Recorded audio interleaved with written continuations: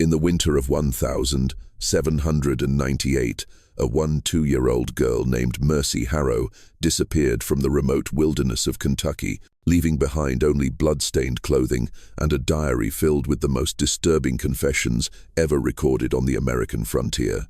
For over 2 centuries, historians have debated whether the events described in those pages could possibly be true, but recently discovered court documents from the territorial government suggest that something far more sinister than anyone imagined was happening along the treacherous wilderness trail. The diary reveals not just the story of a child bride's tragic fate, but evidence of a systematic murder operation that claimed the lives of at least 47 innocent families seeking new lives in the Western Territories. What makes this case particularly haunting is that Mercy Harrow wasn't just a victim. She may have been the only witness to one of the most prolific killing sprees in early American history. Trapped in a nightmare where her own husband was the architect of unspeakable horrors.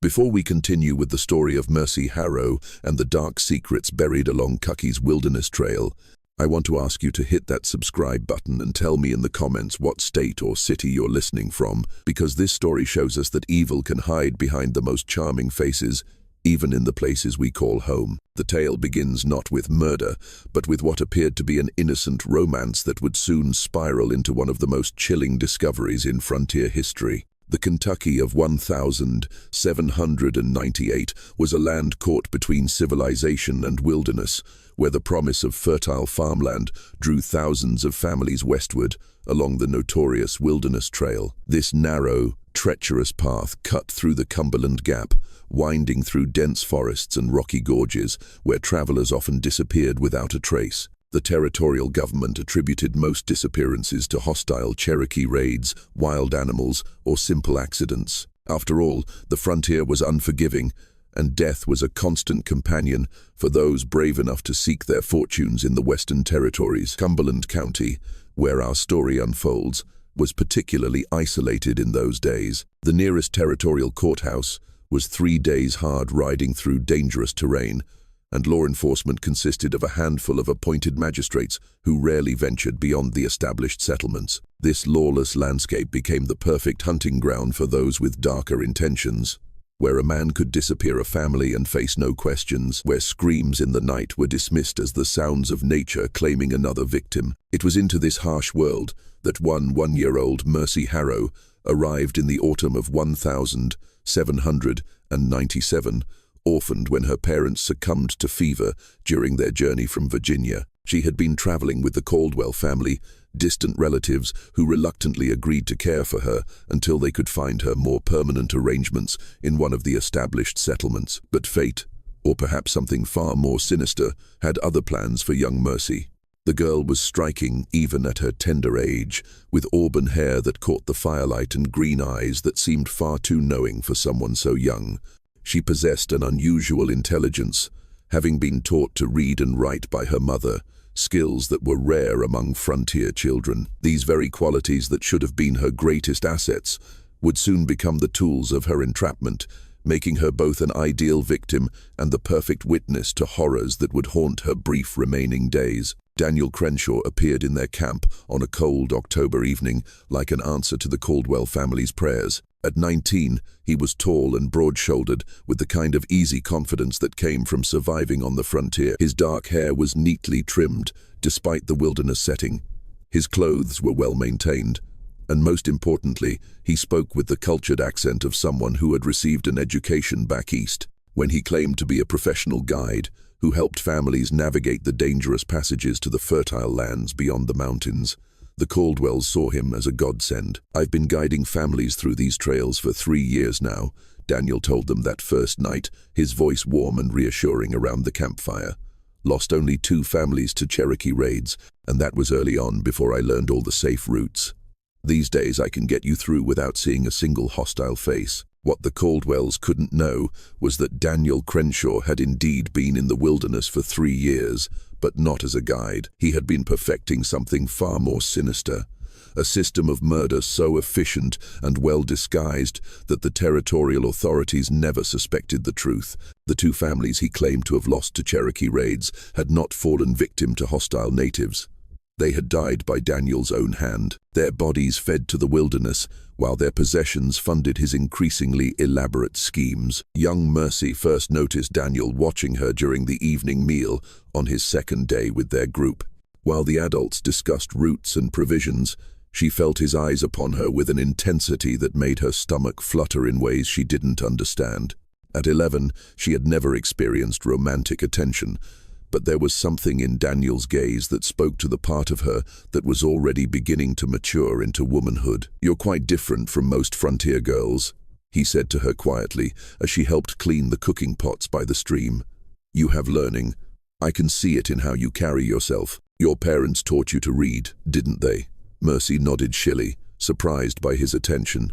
"Mama said, education was the one thing no one could take from me, no matter how poor we became." Daniel smiled, and in the flickering light of the dying campfire, his expression seemed almost tender. "Your mother was a wise woman.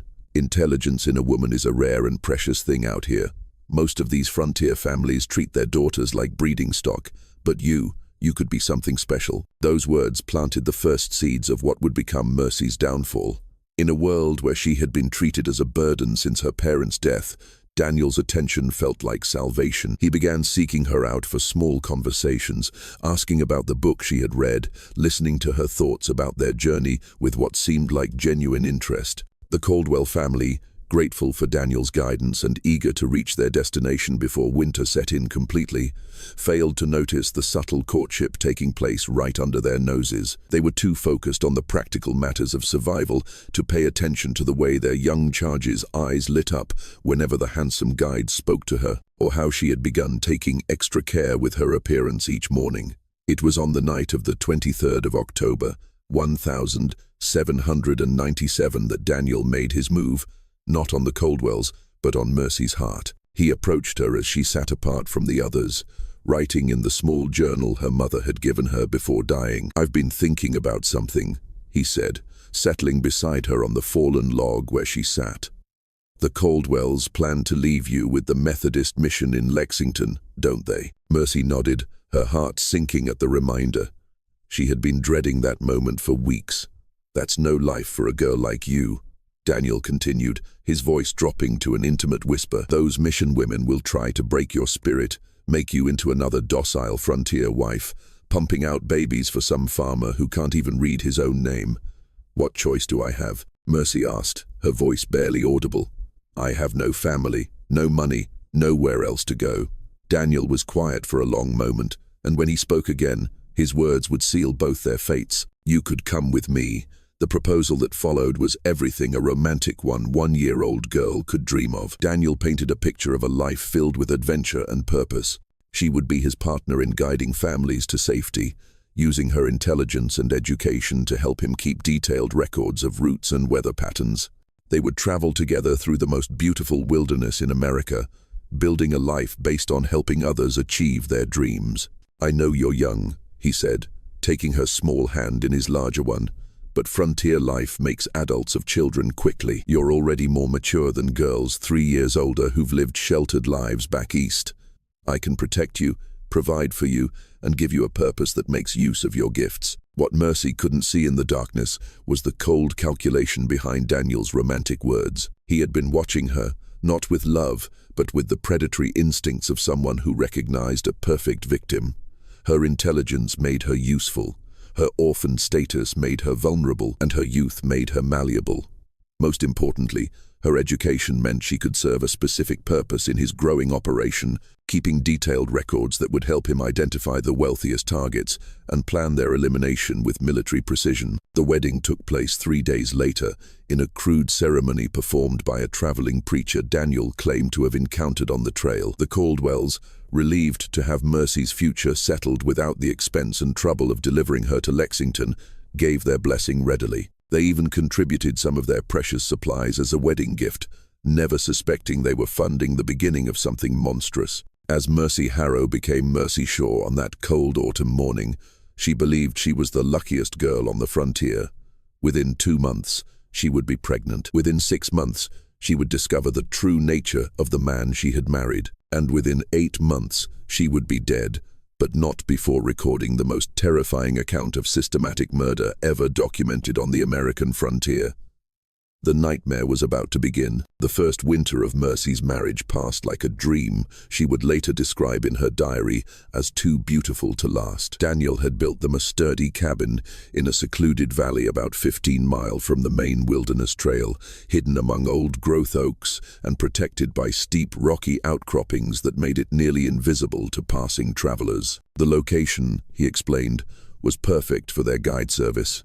Close enough to the trail to intercept families in need of help, but remote enough to provide privacy and safety. Mercy threw herself into the role of frontier wife with the enthusiasm of a girl finally finding her place in the world.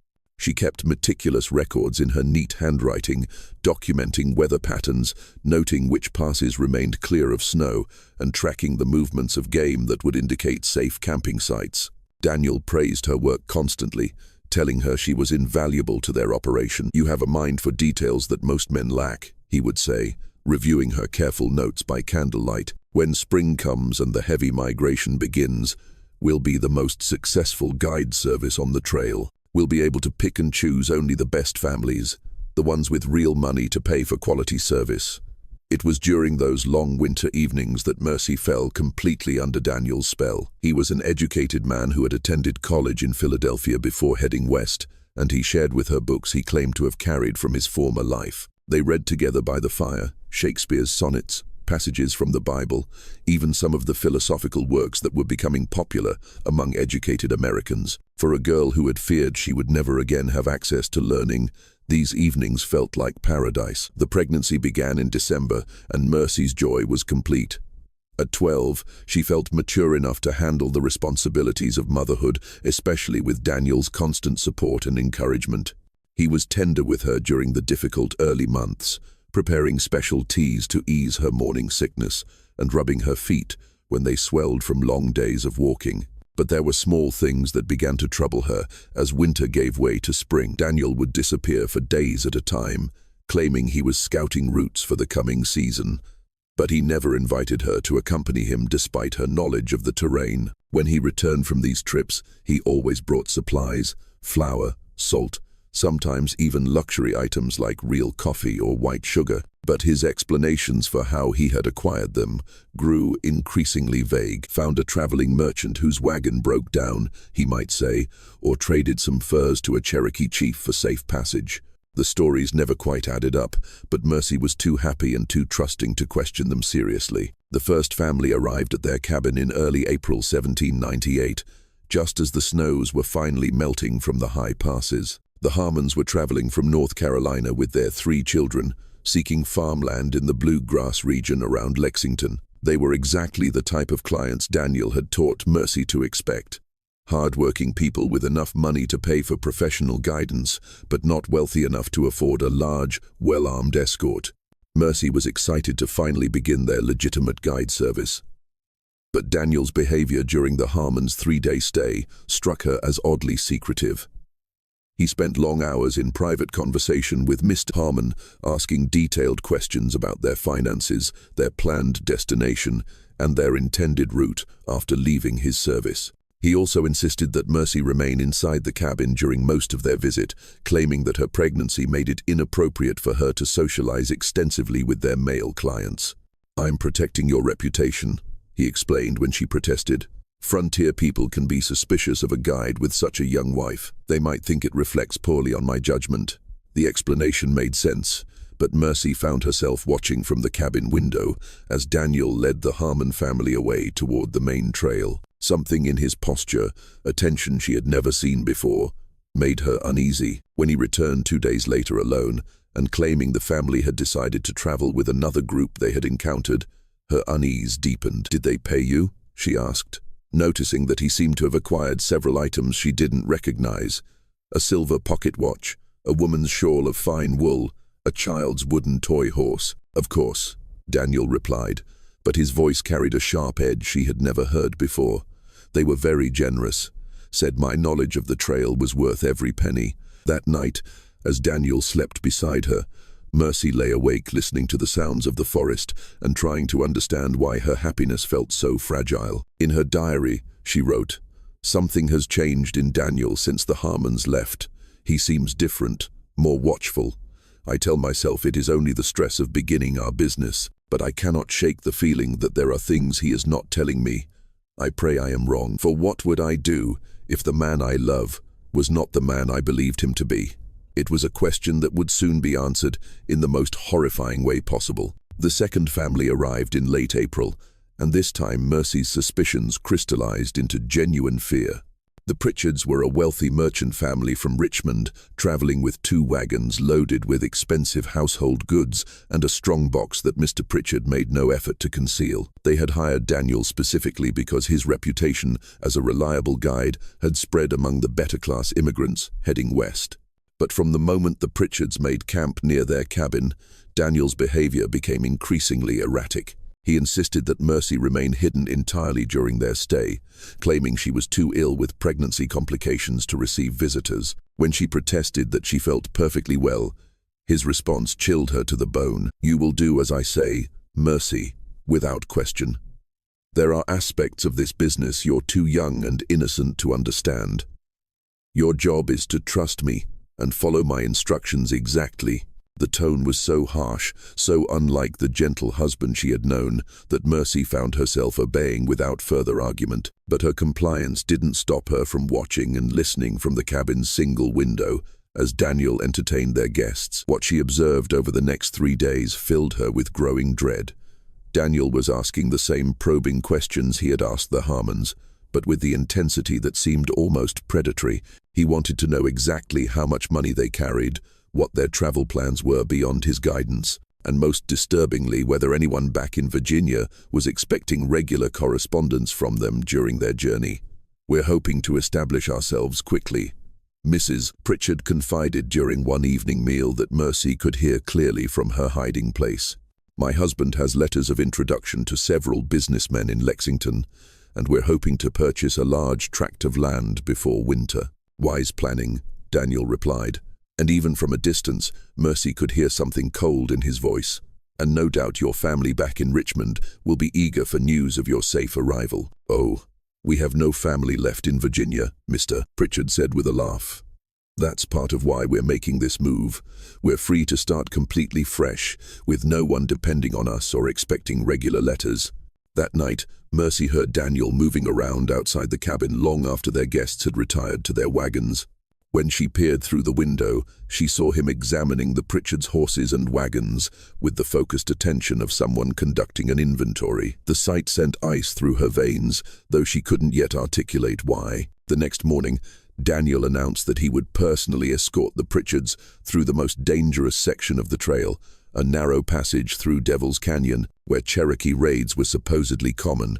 He would be gone for at least a week, he told Mercy, and she was to remain at the cabin no matter what she heard or saw. "Promise me," he said, gripping her shoulders with painful intensity. "Promise me you won't leave this cabin for any reason until I return," Mercy promised. But as she watched Daniel lead the heavily loaded Pritchard wagons toward the canyon trail, every instinct screamed that something was terribly wrong. She spent the day pacing the cabin like a caged animal, her pregnancy making her movements awkward, but doing nothing to calm her agitation. It was near sunset when she heard the first gunshot echoing from the direction of Devil's Canyon, then another, then screaming, high-pitched and desperate, cut short with terrifying abruptness. The sounds continued for perhaps 10 minutes, before fading into a silence that seemed to swallow the entire forest. Mercy spent that night huddled in the cabin with Daniel's hunting rifle across her lap, jumping at every sound from the darkness outside. When morning came with no sign of his return,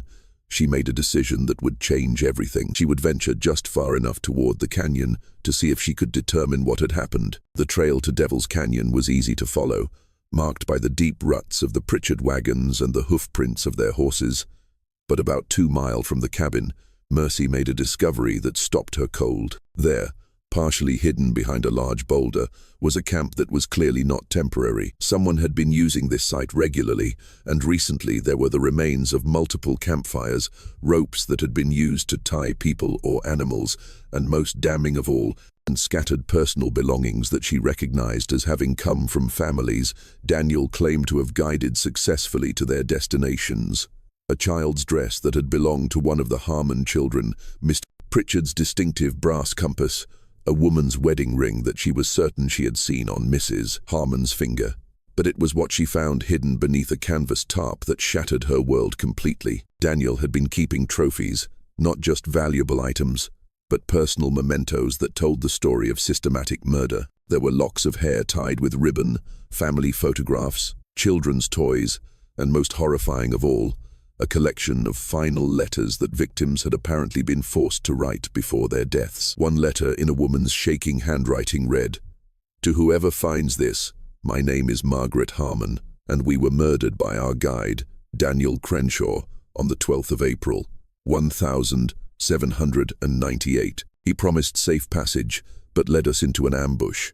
He is not alone.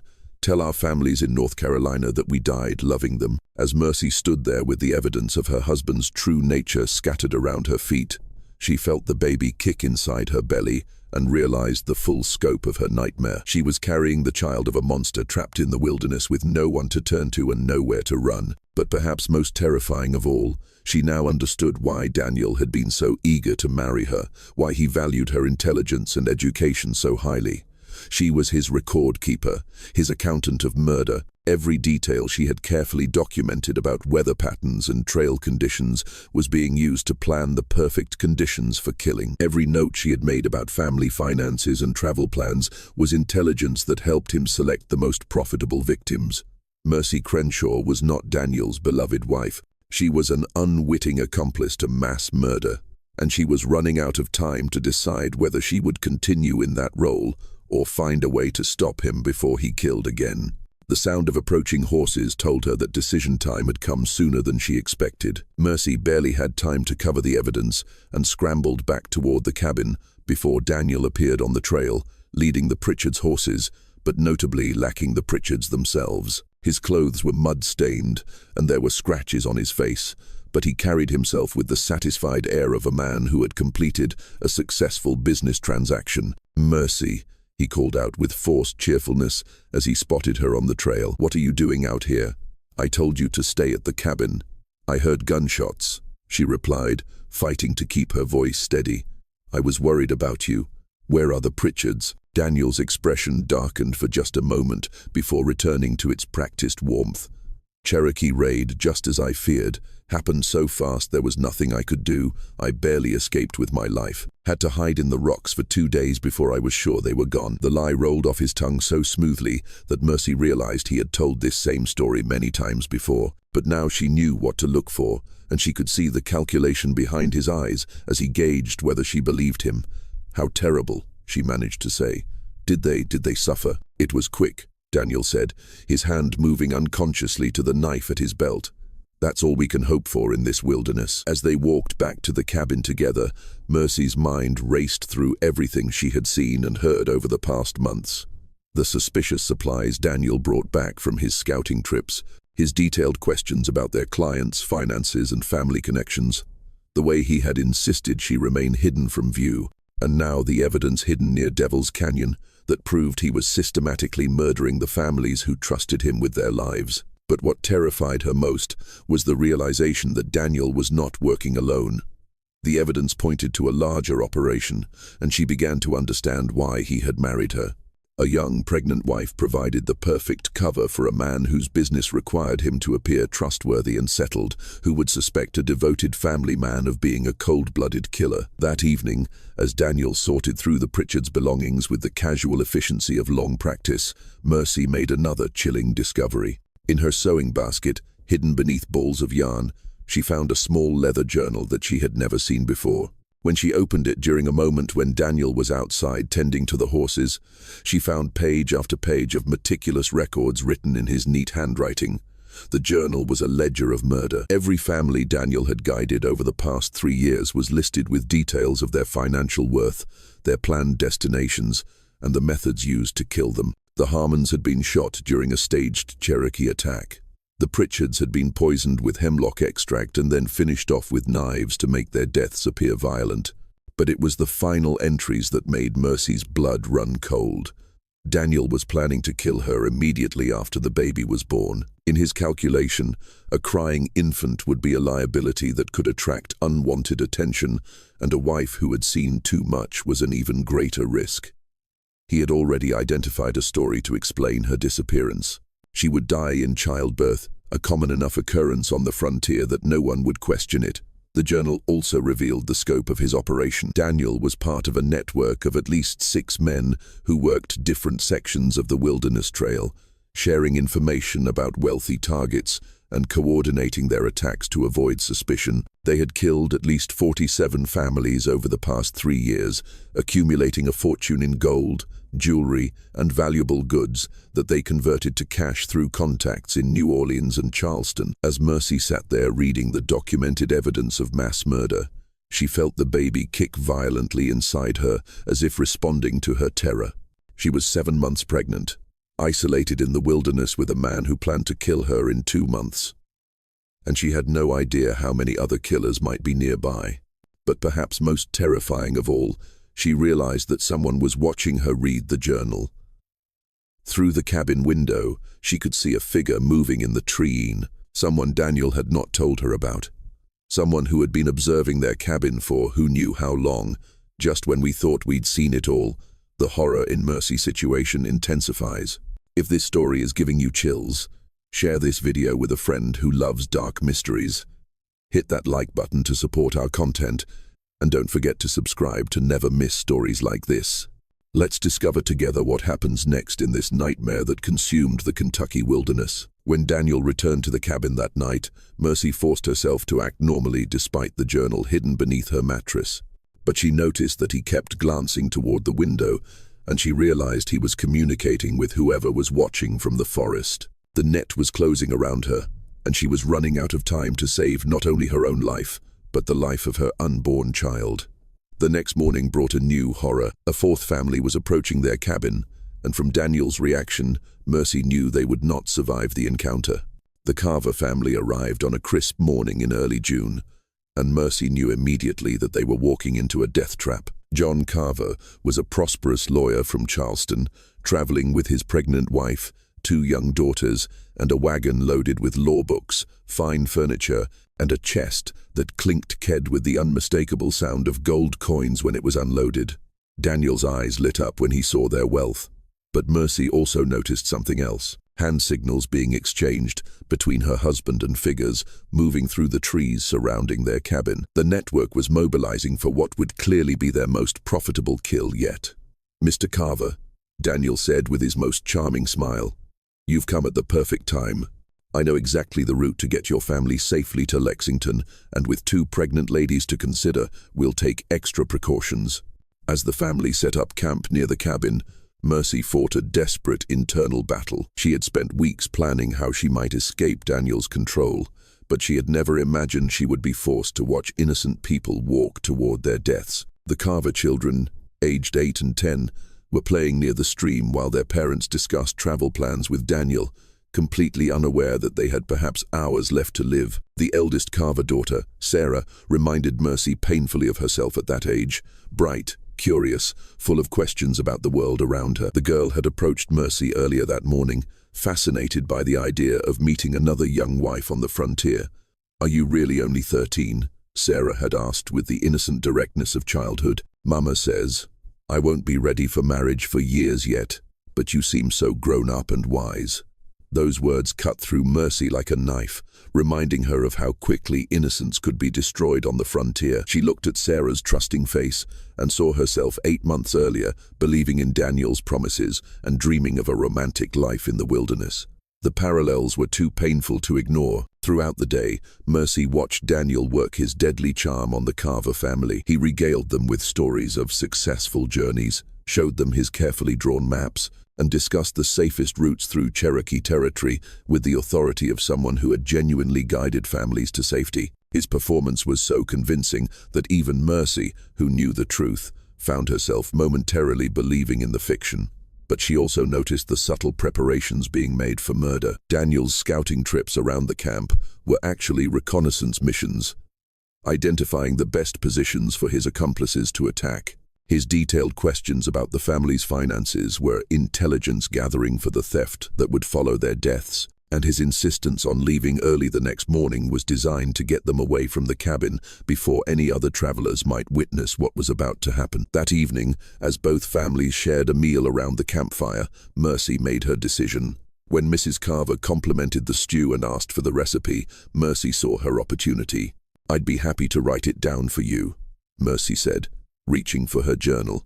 "But I should mention, I use a special herb that grows only in certain parts of these mountains. Let me show you where to find it." Daniel shot her a sharp look, but Mrs. Carver's enthusiasm seemed harmless enough. As Mercy led the pregnant woman toward the stream under the pretense of gathering herbs, she whispered urgently, "You must listen to me very carefully. Your lives depend on it." Mrs. Carver's face went pale as Mercy quickly explained what she had discovered about Daniel's true profession. At first, the woman clearly thought Mercy was suffering from pregnancy-induced hysteria, but when Mercy showed her the hidden journal pages she had torn out and hidden in her apron, Mrs. Carver's disbelief turned to terror. "My God," Mrs. Carver whispered, her hands shaking as she read Daniel's meticulous records of murder.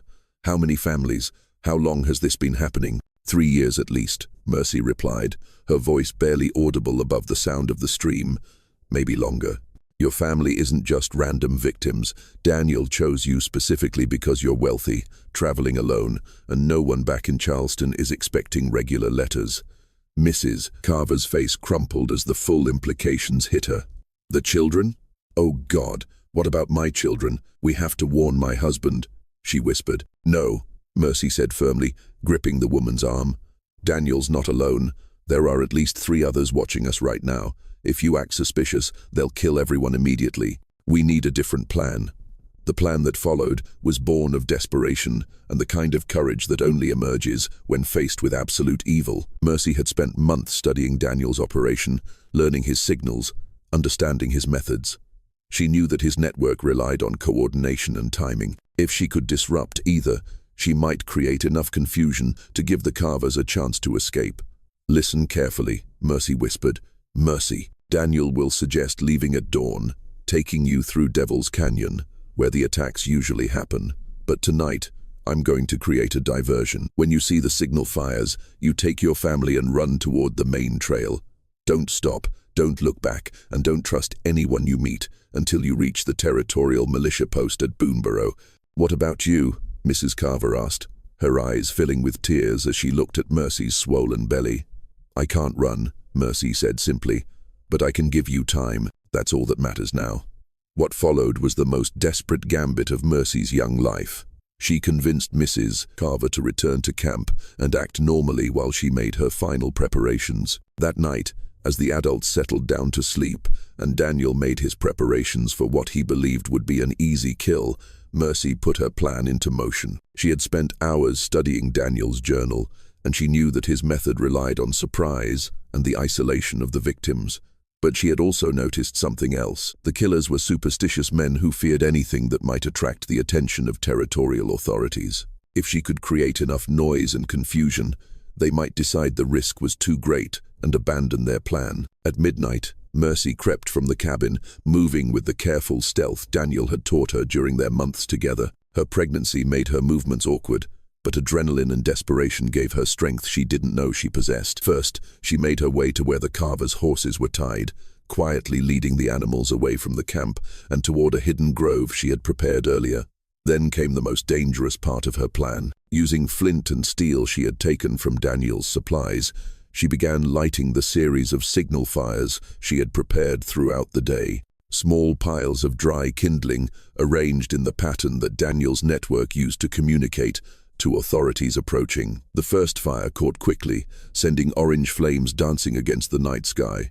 Then the second and the third. Within minutes, the entire valley was illuminated by warning fires that could be seen for miles in every direction. The effect was immediate and chaotic. Daniel burst from the cabin to find his wife missing, the client's horses gone, and signal fires burning in what appeared to be a warning that law enforcement was closing in. In the darkness and confusion, he couldn't determine whether Mercy had been taken by his own men or had somehow escaped on her own. Mercy, He roared into the night, his voice carrying all the rage of a predator whose carefully laid plans had been disrupted. "What have you done?" But Mercy was already moving to the next phase of her plan. While Daniel and his hidden accomplices tried to understand what was happening, she crept back toward the Carver camp, where Mrs. Carver was already awakening her family and preparing them for flight. "The horses are waiting in the grove beyond the creek," Mercy whispered urgently. "Follow the stream until you see the white stone marker I left. Then turn east toward the main trail." "Come with us," Mrs. Carver pleaded, but Mercy shook her head. "Someone has to stay to keep them confused. If we all disappear at once, they'll know what happened and track you down. This way, they'll waste time looking for me first." The next few minutes were a heart-topping dance of stealth and terror as the Carver family crept through the darkness towards safety. 8-year-old Mary Carver stumbled over a fallen log and cried out in pain, the sound echoing through the forest like a gunshot. Suddenly, Daniel's voice was roaring through the darkness. "Find them all. No witnesses." What followed was a deadly game of cat and mouse through the Kentucky wilderness, with a heavily pregnant 3-year-old girl trying to guide a terrified family to safety while killers closed in from all directions. Mercy's intimate knowledge of the terrain gave her an advantage, but Daniel knew her too well. He could predict where she would go and how she would think. The chase lasted until dawn, with the sounds of pursuit growing closer with each passing hour. Daniel's men had spread out through the forest, using hunting calls to coordinate their movements as they systematically searched every possible hiding place. Several times the Carvers came within yards of discovery, saved only by Mercy's quick thinking and knowledge of hidden caves and animal paths.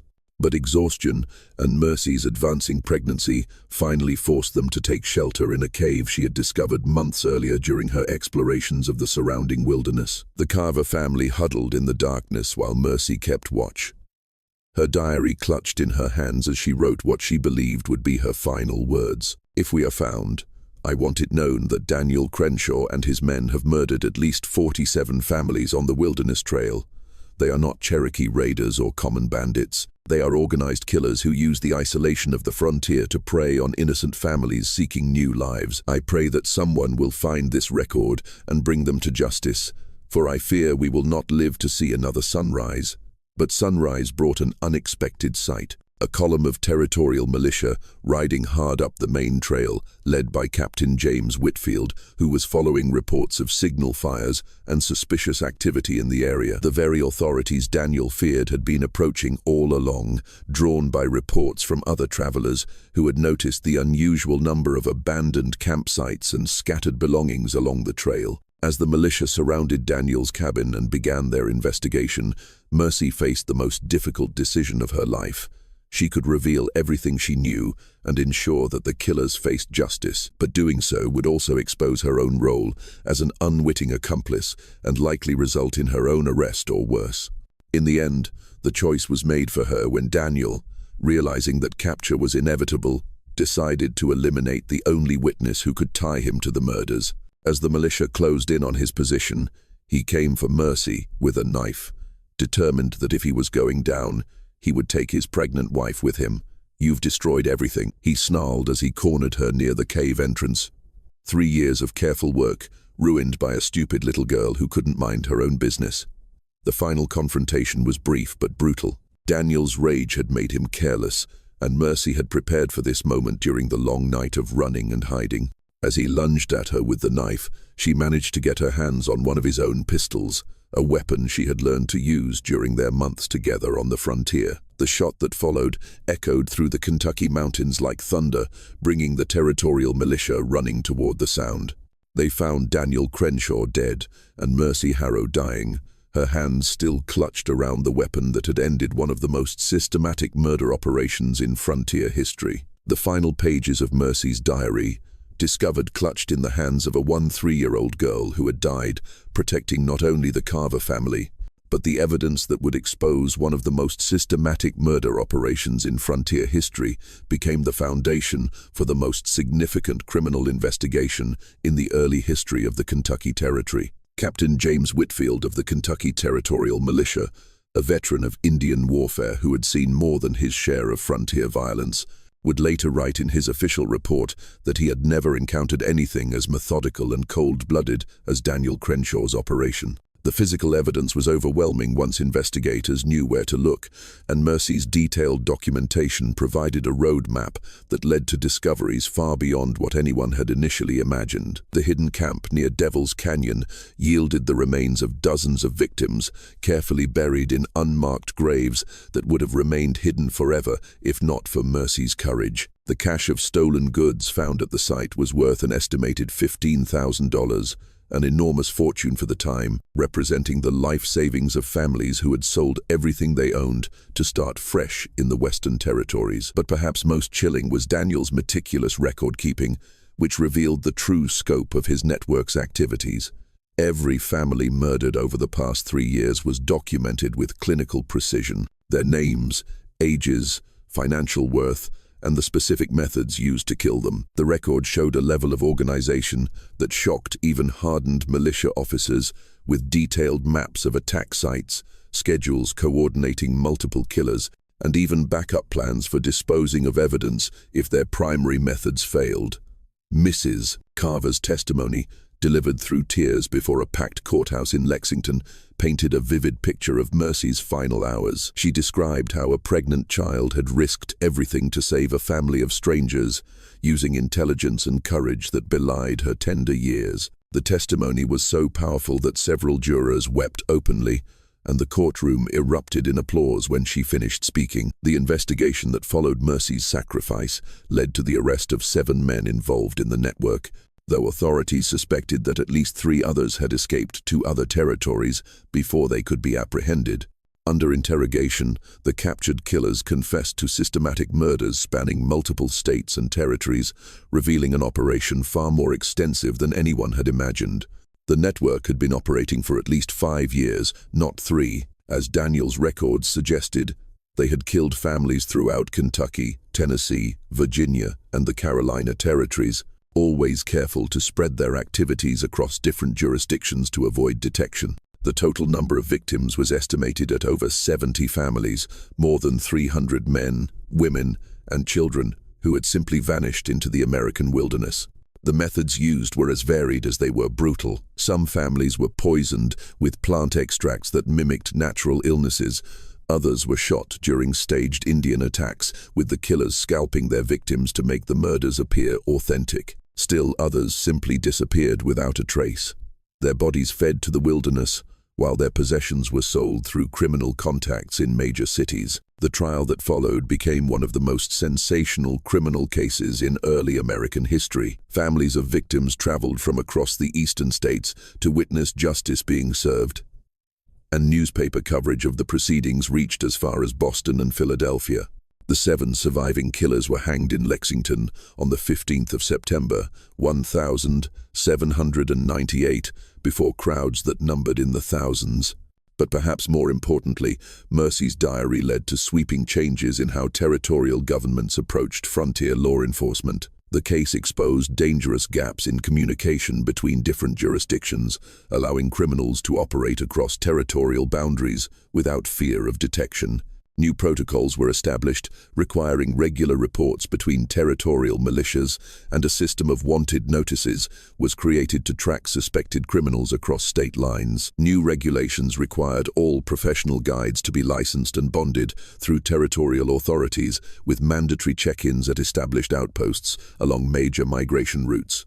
Families traveling dangerous passages were provided with coded signals they could use to request help, and militia patrols were increased dramatically throughout remote regions where murders had occurred. The Wilderness Trail itself was transformed by these changes. Guard stations were established at key points along the route, and travelers were required to register their passage and report their safe arrival at designated checkpoints. The system, while not perfect, made it virtually impossible for another operation like Daniel's to succeed. The impact extended beyond law enforcement. churches throughout the frontier began organizing support networks for orphaned children. Recognizing that Mercy's vulnerability had made her an ideal victim for Daniel's manipulation, the Methodist Mission in Lexington, where Mercy was originally supposed to be placed, established new protocols for placing orphaned children with carefully vetted families rather than leaving them in institutional care. The Carver family, whose lives had been saved by Mercy's sacrifice, dedicated themselves to ensuring that her story would not be forgotten. John Carver used his legal expertise to help draft many of the new laws protecting frontier travelers, while his wife Sarah established a fund that provided education and support for orphaned children throughout the Kentucky Territory. Perhaps most poignantly, Mrs. Carver gave birth to a daughter 3 months after their escape and named her Mercy in honor of the girl who had died so that the child could live. That daughter, Mercy Carver, grew up knowing the story of her namesake's sacrifice and dedicated her own life to establishing schools for frontier children, ensuring that other orphaned girls would never again be as vulnerable as Mercy Harrow had been. The physical location where Mercy made her final stand became something of a shrine for travelers on the Wilderness Trail. For decades, families would stop at what became known as Mercy's Cave to leave flowers, children's toys, or small tokens of remembrance. Local Cherokee leaders, who had long been blamed for murders Daniel committed, participated in these memorial ceremonies as a way of honoring a girl who had cleared their name through her sacrifice. Modern historians who have studied the case estimate that the true number of victims may have been far higher than the documented murders. Daniel's network had been evolving their methods, becoming more sophisticated in how they selected targets and disposed of evidence. They had been planning to expand their operation to other major migration routes, including the Great Indian Warpath through Virginia and the Federal Road through the southeastern territories. Recovery efforts continued for years after the trial as investigators used Daniel's records to locate additional burial sites and identify remains. Families across the eastern states finally learned the fate of relatives who had simply vanished while traveling west, providing closure that had seemed impossible just months earlier. The case also revealed the broader criminal networks that had developed to support such operations. Daniel's group had connections with corrupt merchants in New Orleans, Charleston, and Richmond, who helped convert stolen goods into cash. These investigations led to additional arrests and exposed a level of organized crime that authorities had never suspected existed on the frontier. Yet, for all the historical significance of her sacrifice, Mercy Harrow remains largely forgotten by mainstream American history. Her story survives primarily in regional archives, court records, and family documents, overshadowed by the broader narratives of Western expansion and frontier heroism. Perhaps this oversight reflects the uncomfortable truth that her story reveals, that even in America's earliest days, when communities were small and everyone supposedly knew their neighbors, the most dangerous predators were those who understood how to exploit trust and vulnerability. This mystery shows us that even in America's earliest days, when communities were small and everyone supposedly knew their neighbors, the most dangerous predators were those who understood how to exploit trust and vulnerability. Mercy Harrow's tragic story reminds us that heroism can emerge from the most unlikely sources, sometimes from a frightened, pregnant 3-year-old girl who found the courage to choose justice over survival when the lives of innocent children hung in the balance. What do you think of this story? Do you believe everything was revealed, or do you think there are still secrets buried in the Kentucky wilderness? Leave your comment below and share your thoughts about how such crimes could have gone undetected for so long. If you enjoyed this tale and want more horror stories like this, subscribe, hit the notification bell, and share with someone who loves mysteries. The frontier may be gone, but the lessons from Mercy Harrow's sacrifice remain as relevant today as they were over 2 centuries ago. See you in the next video.